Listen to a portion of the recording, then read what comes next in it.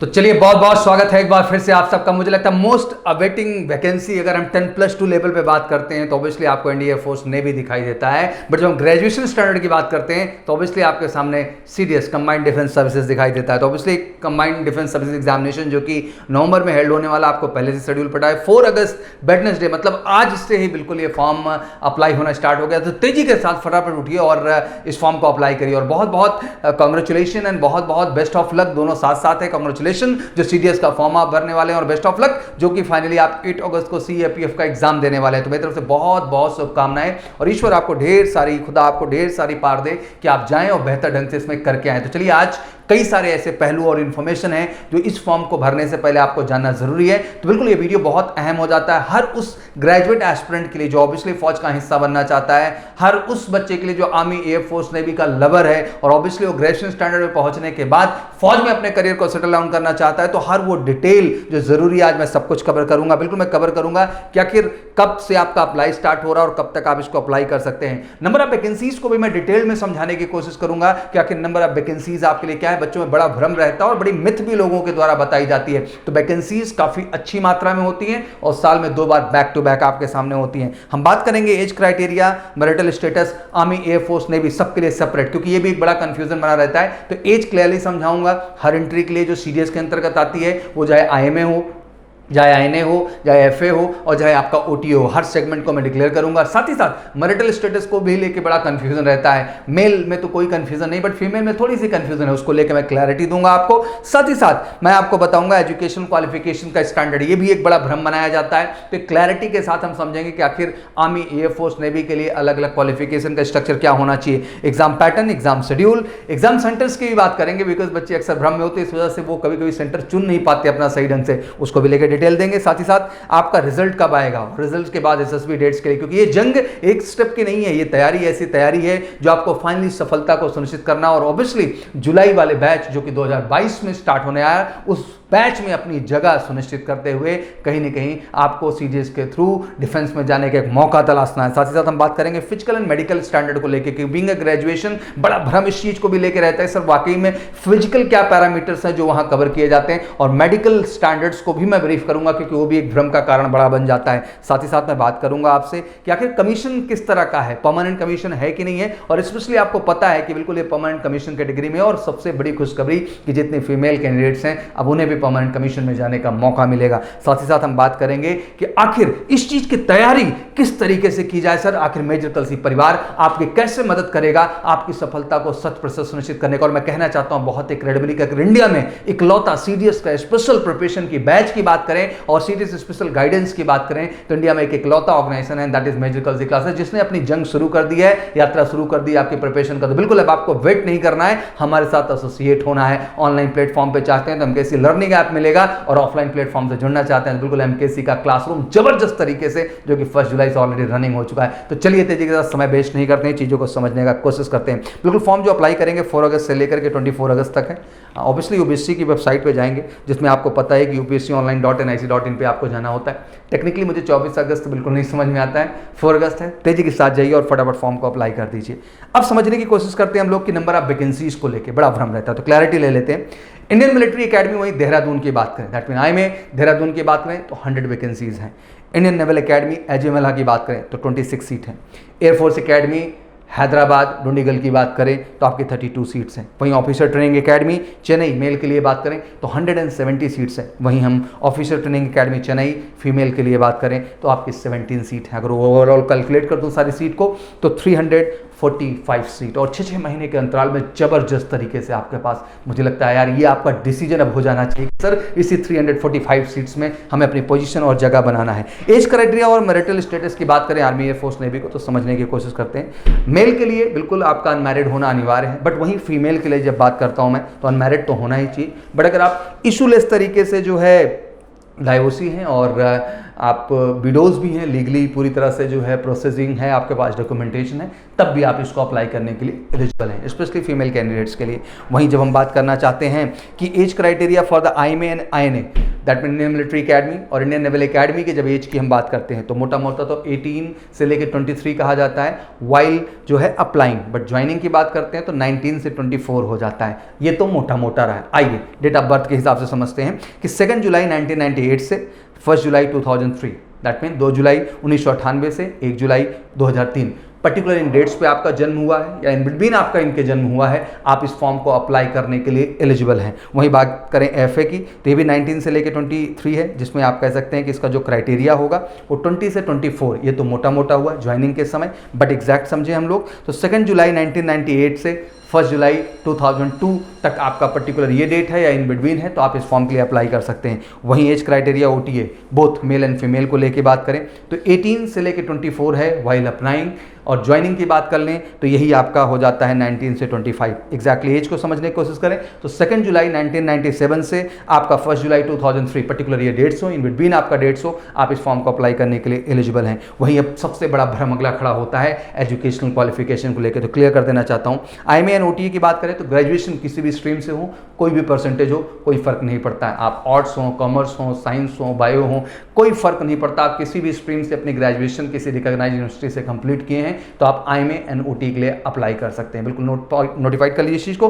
वहीं INA की बात करें इंडियन नेवल अकेडमी एजेमला की, तो उसमें आपका इंजीनियरिंग डिग्री में बैचलर होना बहुत ज़रूरी है, तभी आप इसके लिए अप्लाई कर सकते हैं। वहीं एयरफोर्स की जब हम बात करना शुरू करते हैं तो ग्रेजुएशन किसी भी स्ट्रीम में हो, ध्यान दीजिएगा, ग्रेजुएशन आपने BCom BA BSc कुछ भी कर रखा है, BTech BCA कुछ भी कर रखा है, नथिंग मैटर, आप किसी भी तरह का ग्रेजुएशन डिग्री ले सकते हैं, बट आपका 10+2 में साइंस स्ट्रीम होना जरूरी है, दैट मीन मैथ फिजिक्स का होना जरूरी है, तभी इसके लिए आप अप्लाई कर सकते हैं। साथ ही साथ बच्चे इस चीज़ को भी पॉइंट करते हैं कि sir if you have done engineering in that case even you have done 3 years diploma after 10th and then joining engineering course from 2nd year even then you are eligible. तो जो बच्चे diploma वाले हैं और engineering भी वो कर रहे हैं, 10th के बाद डिप्लोमा उन्होंने किया और इंजीनियरिंग 2nd year में भी हैं, तो वो बच्चे भी टेक्निकली इसके लिए अप्लाई कर सकते हैं। Exam pattern and exam schedule की थोड़ी सी बात कर लेते हैं, क्लैरिटी लीजिएगा आप लोग कि for admission to IMA INA and FA की बात करते हैं तो आपका इंग्लिश 2 घंटे का पेपर होगा, ध्यान रखिएगा, इंडियन मिलिट्री अकेडमी के लिए, एयरफोर्स अकेडमी के लिए और इंडियन नेवल अकेडमी के लिए जो आपका पेपर पैटर्न है उसमें इंग्लिश आपका 2 घंटे का है। ऑब्वियसली 120 क्वेश्चन है, 120 मिनट है, 100 मार्क्स है, 9 to 11 आपका शेड्यूल होगा, चार्ट बगल में आपको दिखेगा। वहीं जनरल नॉलेज की बात करें 2 घंटे फिर से 120 मिनट, 120 क्वेश्चन होंगे आपके सामने, 100 मार्क्स होगा, ये 12 to 2 दैट मीन 12 बजे से लेकर 2 बजे तक आपका ये शेड्यूल होगा। वहीं एलिमेंट्री मैथमेटिक्स की बात कर लें तो ये भी 2 आवर्स का शेड्यूल है, लेकिन इस बार 100 ही क्वेश्चन है, दैट मीन 120 मिनट में 100 क्वेश्चन है, बाकी में तो 120 मिनट्स में 120 क्वेश्चन थे, बट यहाँ 120 मिनट्स में आपके सामने 100 क्वेश्चन हो, मार्क्स 100 ही है। 3 PM to 5 PM का शेड्यूल होगा। ये बेसिकली जो Indian military academy, Indian naval academy और एयरफोर्स अकेडमी के लिए बच्चे अप्लाई कर रहे हैं। बट वहीं OTA की हम बात करना शुरू कर दें तो OTA के जो बच्चे होते हैं केवल 2 पेपर में अपीयर होते हैं, दैट मीन आपका 9 to 11 आप इंग्लिश पेपर के लिए अपीयर होंगे और 12 to 2 आपका जो है अपने जनरल नॉलेज के पेपर के लिए आप अपीयर होंगे। एग्जाम सेंटर्स की मोटा मोटा बात करें तो 41 सेंटर्स हैं इंडिया में, तो प्लीज जो आपके नियरेस्ट हो, कंफर्टेबल हो, जहां जा सके बच्चे, इस वजह से ही बहुत बार गलती हो जाती है। रिजल्ट्स की जब हम बात करते हैं तो रिजल्ट बिल्कुल आपका 30 to 45 डेज में क्लियर हो जाता है। तो नवंबर में आपका अगर एग्जाम हो रहा है 14 नवंबर को तो लाजमी सी बात है कि आपका जो रिजल्ट डेट होगा बच्चा वो आपका दिसंबर लास्ट तक रिजल्ट्स अनाउंस हो जाएंगे। और ऑब्वियसली INA FA की ज्वाइनिंग की बात कर लें तो जुलाई 2022 के बैच में आप लोगों की जाके वहाँ पे ज्वाइनिंग हो जाएगी। ये प्रक्रिया है, थोड़ा सा OTA का डिले प्रोसीजर रहता है। अब आ जाते हैं हम लोग मोटा मोटा फिजिकल एंड मेडिकल क्राइटेरिया को लेकर, जो सबसे बड़ा भ्रम है जिसको लेकर हम बात करें। फिजिकल एंड मेडिकल की जब बात करते हैं तो मेल की जब हाइट की बात करते हैं आर्मी नेवी एयरफोर्स में, तो आर्मी के लिए जो हाइट का क्राइटेरिया बनाया गया 157.5 सेंटीमीटर, ध्यान से समझते चलिएगा। नेवी के लिए 157 सेंटीमीटर बनाया गया, वहीं एयरफोर्स के लिए 162.5 सेंटीमीटर बनाया गया। फीमेल के लिए फ्लैट आपका 152 सेंटीमीटर का क्राइटेरिया बनाया गया है। For Gorkhas individual belong to hilly areas उनको 5 सेंटीमीटर का जो है वो रिलैक्सेशन मिलता है।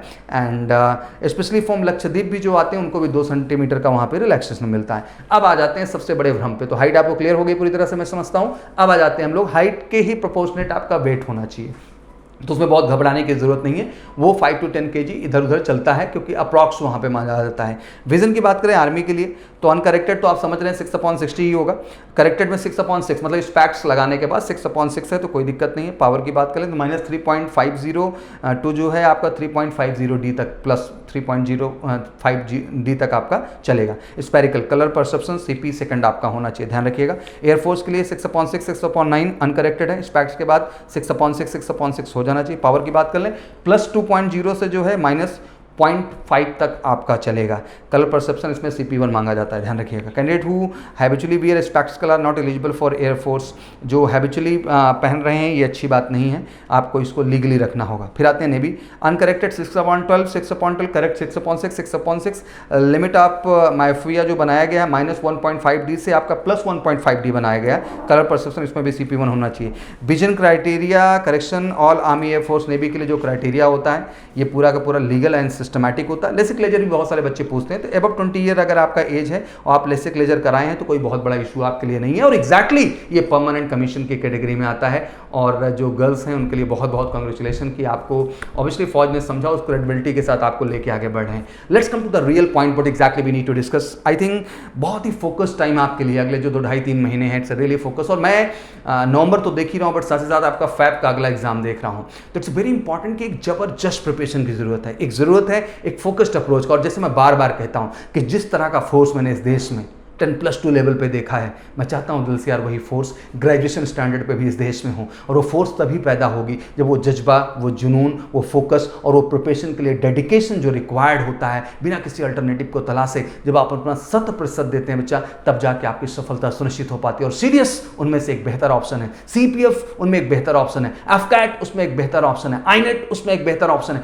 मुझे लगता है कि ऑप्शंस की कमी ग्रेजुएशन स्टैंडर्ड पर भी कमी नहीं है, बस दिक्कत एक बात की है कि जो प्रिपरेशन का स्टैंडर्ड है बच्चा, उसमें हर तरह की प्रिपरेशन, जैसे टायर 1, टायर 2, PCS, ये वो, हम 10 तरह के इंट्रीज को घुसा के कहीं ना कहीं अपने ओवरऑल एकेडमिक स्टैंडर्ड को डिस्टर्ब कर देते हैं, और हमारी असफलता का ये बड़ा कारण बन जाता है। एंड बीइंग अ मेजर कल सी क्लास में बड़े गर्व के साथ कहना चाहता हूं कि बी प्लान अ बिल्कुल specific and up to the mark batch standard for the CDS, जहां स्पेशल ऑफलाइन क्लासेस हैं, जहां जबरदस्त आपको 10 to 4 हम क्लास शेड्यूल प्रोवाइड कर रहे हैं। प्रॉपर क्लासेस हर चीज के प्रोवाइड करते हैं, चाहे वो आपका हिस्ट्री पॉलिटी पीरियड हो, ज्योग्राफी इकोनॉमिक्स आपका हो, जनरल साइंस आपका हो, आपका अर्थमेटिक पार्ट हो, आपका रीजनिंग पार्ट हो, आपका जीके पार्ट हो, आपका एक एक सेगमेंट, आपका इंग्लिश सब्जेक्ट हो, हर सब्जेक्ट को लेकर स्पेसिफिक क्लासेस, स्पेसिफिक गाइडेंस, केवल एक उद्देश्य से कि हम चाहते हैं हमारा हर बच्चा ज़्यादा से ज़्यादा अपॉर्चुनिटीज़ को ऑप्ट करे। और हर चीज़ हम कवर करेंगे, हम आपका मैथ भी पढ़ाएंगे, रीजनिंग भी पढ़ाएंगे, जीके भी पढ़ाएंगे, जीएस भी पढ़ाएंगे, इंग्लिश भी पढ़ाएंगे और जनरल साइंस भी पढ़ाएंगे। और 10 to 4 में वो एजुकेशन का स्टैंडर्ड आपको प्रोवाइड करके देंगे कि कोई भी अपॉर्चुनिटी जो ग्रेजुएशन लेवल पे आपको मिलेगी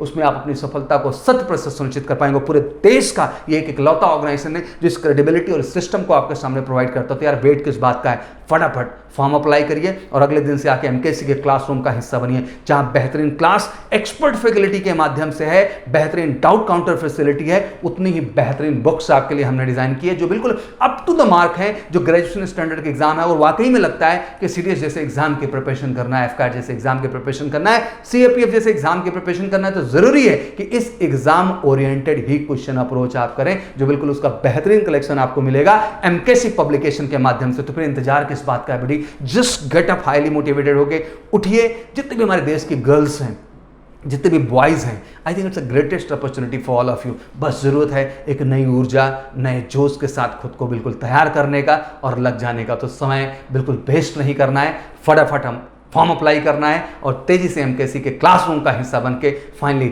अपना सपना, अपने पेरेंट्स का सपना और कहीं ना कहीं हम सबको एक गर्व महसूस करने की वजह देनी है। तो स्वागत है आप सबका मेजर कल्सी क्लासेस के क्लासरूम प्रोग्राम में, आपके रियल तैयारी के लिए और वाकई में आने वाले नवंबर और फैब एग्जाम की वाट लगाने के लिए और आपकी सफलता को 100% सुनिश्चित करने के लिए, क्योंकि ये निर्माण केवल रिटन के पॉइंट ऑफ व्यू से नहीं है, बल्कि व्यक्तित्व निर्माण पर भी उतना ही जबरदस्त काम हो। पूरी एक्सपर्टाइज टीम आपके साथ लगेगी जो आपको हर दृष्टिकोण से बेहतर बनाएगी, रिटन और एसएसबी, जिससे आप अपनी फाइनल सफलता पा करके अपना सपना, पैशन और ड्रीम पूरा कर सकें। Thank you so much. फटाफट फॉर्म अप्लाई करिए। मेरी तरफ से बहुत बहुत शुभकामनाएं। Thank you very much. जय हिंद, जय भारत।